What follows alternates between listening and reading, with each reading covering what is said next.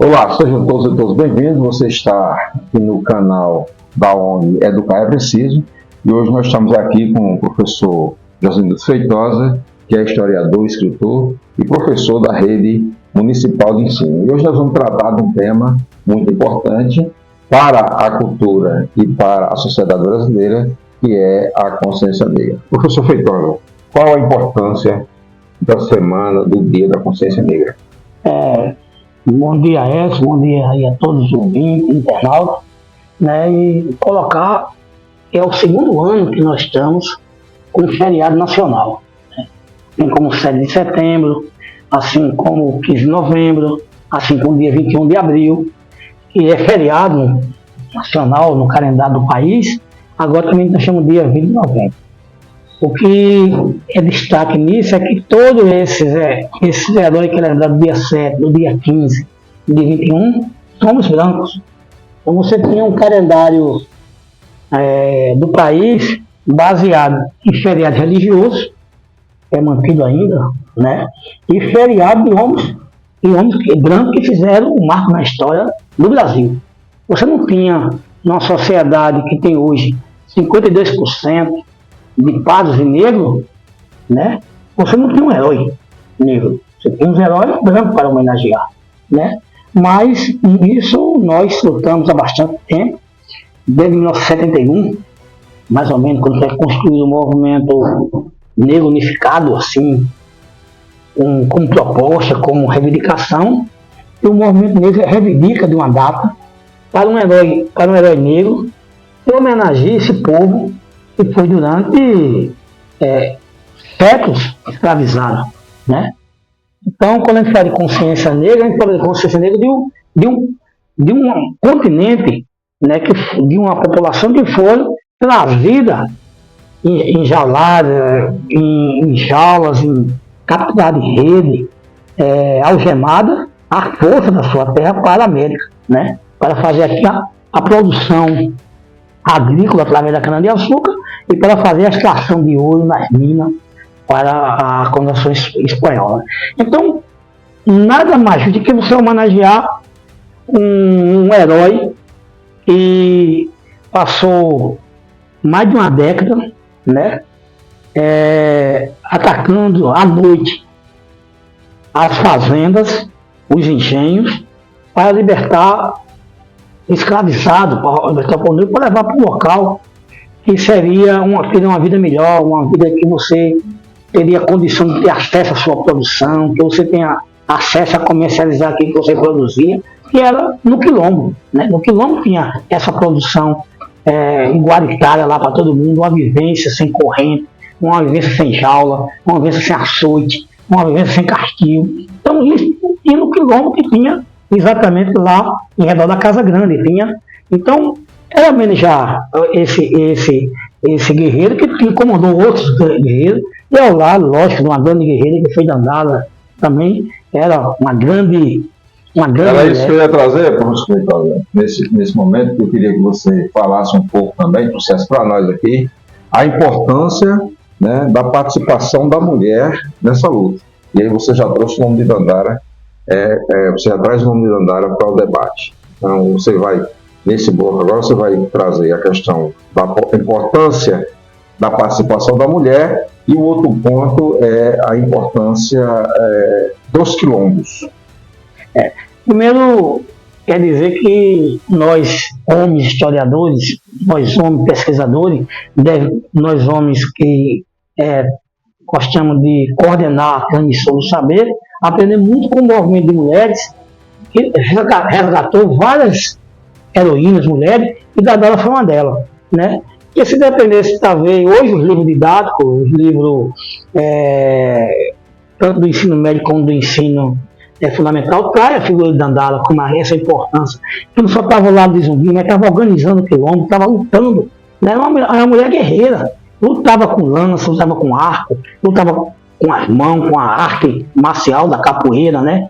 Lutava tudo isso, Dandara fez. Então, quem foi que trouxe Dandara para esse meio? Foi o movimento de mulheres, né? Que levou para o meio do movimento tanto do povo negro como para dentro da universidade.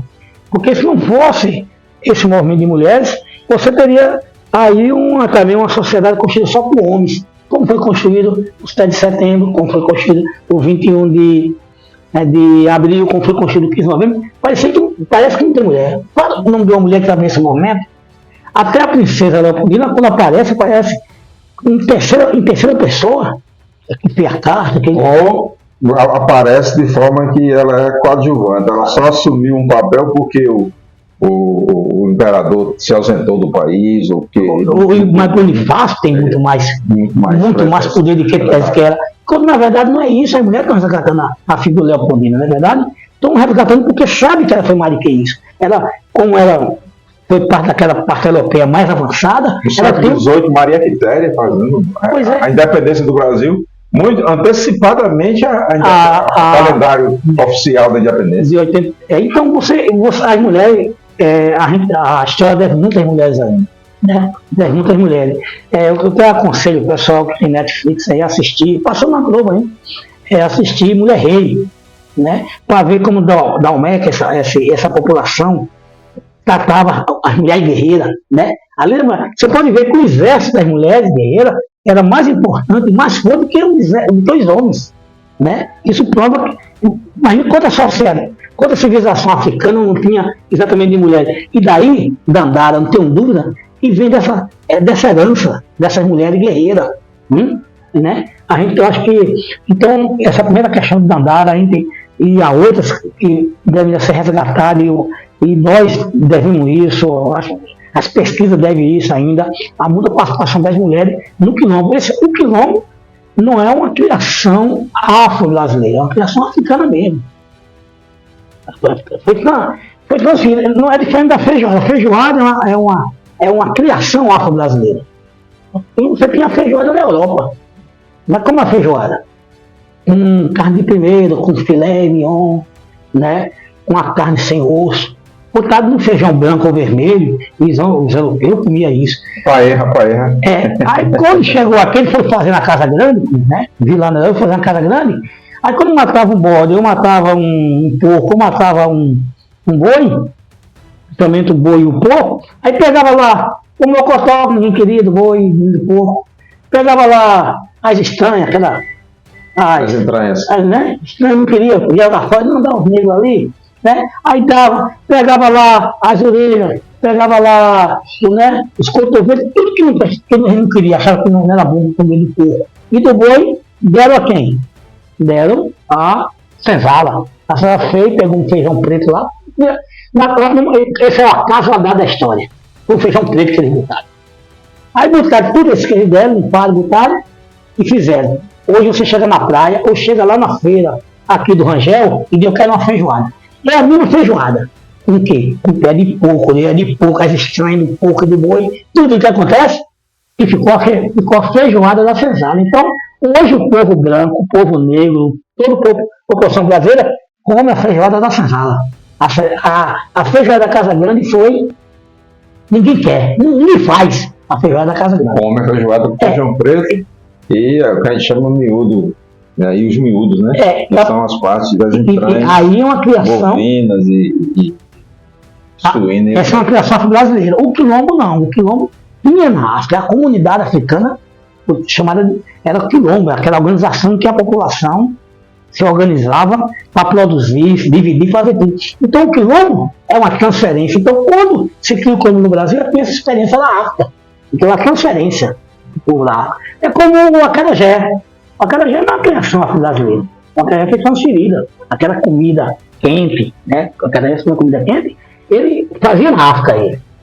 Né? Aquele foi transferido. Então tem criação afro-brasileira e tem criação da África. Então o quilombo é uma criação da África. A organização da África, a forma de economia, de organização dentro do quilombo é todo da África. Então o povo que foge das suas prisões, né? Ele quando vai para o quilombo, ele viu isso, já tinha essa experiência do quilombo na África. Então, a criação da África, então ficou. E hoje, a gente pode dizer que os remanescentes, aí são afro-brasileiros, cada aqui, estão lutando ainda para demarcar essas terras, e cada vez mais envolve os incos. Os guerreiros querem tomar para produzir, para botar mais gado, para botar mais produção do agronegócio, como o soja tudinho, pegando as terras do remanescente do povo negro, assim como pega do povo, o resto que sobrou do povo indígena. Porque esse povo que por mais de que assim foi extinto, né, bem dizer, porque você chega aqui e tinha o quê? 4, 5 milhões de índios, hoje você tem 200 mil, 250 mil índios. Foi extinto. Aquele que dava dia, né? Agora não foi porque se adaptaram, eles estavam adaptados na terra. Essa teoria não dá para aplicar no índio. Eles estavam adaptados aqui. Eles não reproduziram por quê? Porque foram exterminados, foram extintos a partir da bala, da força. Então, não foi porque não foi adaptado, eles se reproduziram. Isso podia se dizer. Foi diferente de nós negros, porque nós não só nós se adaptamos, porque estava na África, se adaptamos aqui e reproduzimos bastante. E hoje reproduzimos suficientemente para ter uma elite negra de estudo, uma elite negra de trabalho, uma elite negra de tudo. Pode criar uma elite negra econômica. Pode criar. Os Estados Unidos tem. Pequena, mas tem. A gente precisa criar uma elite negra. Quando criar uma elite negra, uma elite que seja, o negro seja rico e assuma que é negro. Né? Como Obama assume nos Estados Unidos. Ele é ligado ao poço de petróleo. É uma elite negra, mas assume que é negra. Aqui você teve, Deus tenha lá marcado Pelé, sou negro, mas nunca dizia, eu sou negro. Né? Nunca você não está dizendo nosso povo, nossa etnia, nunca disse isso. Então, era uma elite, era da elite, mas não era uma elite negra, não formou uma elite negra ainda, de ricos negros, mas que formou na classe intelectual. Lázaro Ramos, Thaís Araújo, não só participa do movimento, mas assume, faz produção do povo negro. Não é isso? Professor Feitosa, a ONG Educar Precisa agradece aqui pela sua contribuição, pelos seus esclarecimentos, né? Trazendo aqui para nós conhecimento, dividindo conosco o seu conhecimento de pesquisa, de sala de aula, né? E todos que estão aqui, estão nos acompanhando e que vão nos acompanhar a partir do vídeo que vai ficar no nosso canal, né? Se ainda não são inscritos, se inscrevam. Deixa aqui, aqui nos comentários a sua interação, a sua participação e sugestão de pauta para que a gente possa estar contribuindo com o processo educativo aqui na Paraíba, uma pessoa no Brasil, enfim. A internet é um território que alcança muitos lugares. Muito obrigado e até o nosso próximo encontro. Valeu.